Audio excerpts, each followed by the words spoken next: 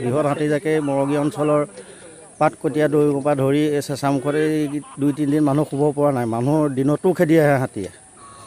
এতিয়া যোৱা ৰাতি ৰাতিপুৱালৈকে আমি শুৱা নাই, মানুহ খেদি আহিছে হাতীয়ে। বৃহৎ হাতীজাকে বহুত অনিষ্ট কৰিছে, খেতি ধান খাই শেষ কৰিছে। এই ক্ষেত্ৰত চৰকাৰৰ ফালৰ পৰা কিবা সা সাহাৰ্য আগবঢ়াব বুলি আশা কৰিছোঁ। সকলোৱে দেখিছেই আপোনালোকে হাতী, এই বৃহৎ হাতীজাকে কিমান অনিষ্ট কৰিছে। মানুহলৈও চোঁচালৈ খেদি আহে, দিনতো থাকিব নোৱাৰে, দিনতো খেদি আহে। 2জন মানুহ কালি মানুহ দৌৰিহে আহিছে, এনেকুৱা হৈছে। হাতী প্ৰায় আপোনাৰ 100ৰ ওপৰত আছে। 2 নং নগাঁও আৰু পাতকটীয়া আৰু শলমীয়া গাঁৱৰ মাজত এনেকৈ আৱৰঘাটেদি প্ৰায় 150জনমান হাতীয়ে এনেকুৱা উপদ্ৰৱ কৰিছে। দিনতো আহে, ৰাতিও আহে। ৰাতিৰ কাৰেণ্টৰ কোনো ব্যৱস্থা নাথাকে। কাৰেণ্টটো কিয় কাটি দিয়ে সেই বিষয়ে আমাৰ বহুত আন্ধাৰ হয়, আমি একো নেদেখোঁ।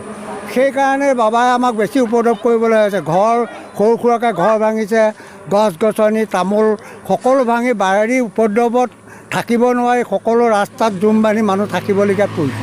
হাতীয়ে দিয়ে প্ৰায় নাথাকেই, ৰাতিপুৱা হ'লে দিয়ে আৰু 6টা-7টা বজাৰ পৰা কাৰেণ্টটো কাটি দিয়ে।